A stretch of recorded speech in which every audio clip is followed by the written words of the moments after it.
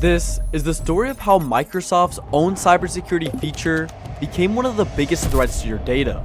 BitLocker, the full disk encryption tool built into Windows since 2007, silently encrypts millions of drives, slows SSDs by up to 44%, and locks users out of their own files with no way back in. Starting with Windows 11 24H2, it does all of this without even asking your permission. BitLocker is Microsoft's full disk encryption system. It uses AES encryption with either a 128 or 256-bit key to protect your entire drive.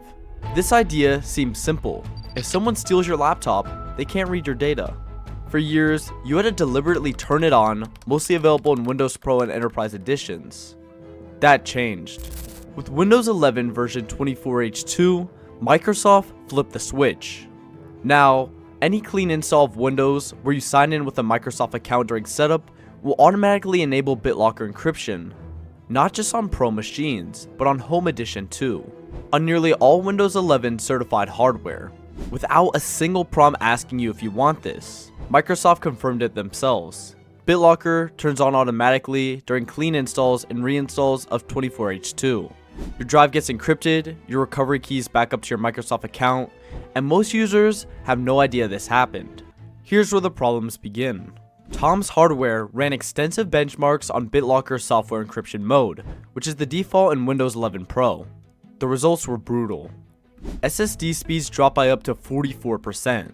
Sequential reads on NVMe drives fell from 3,500 megabytes per second to under 2,000.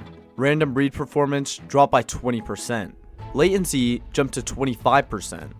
Boot times stretched by 25 to 30 seconds. On hard drives, write performance suffered losses between 50 and 62%. Performance is just the beginning.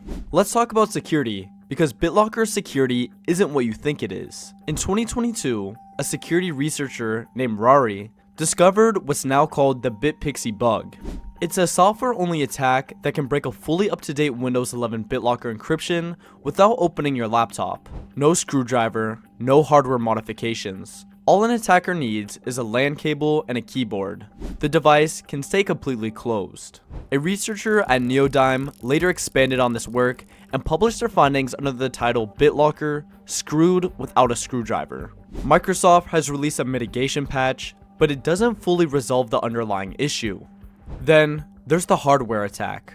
Researchers demonstrated that by physically monitoring the electrical signals between the TPM chip and the motherboard during boot, they could capture BitLocker's volume master key in transit.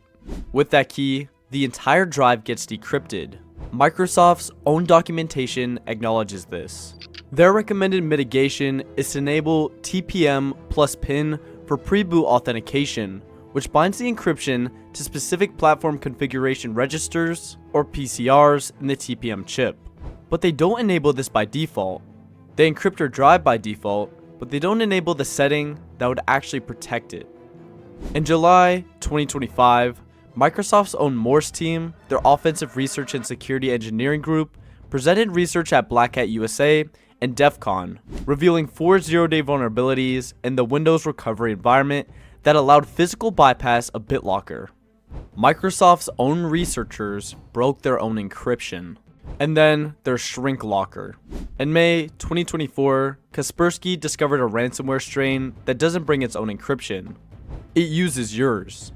ShrinkLocker weaponizes BitLocker itself, shrinking your drive partitions, creating a new boot partition, and activating BitLocker to lock you out of your own data. It was used to encrypt 100 terabytes across 40 servers at a hospital in Belgium.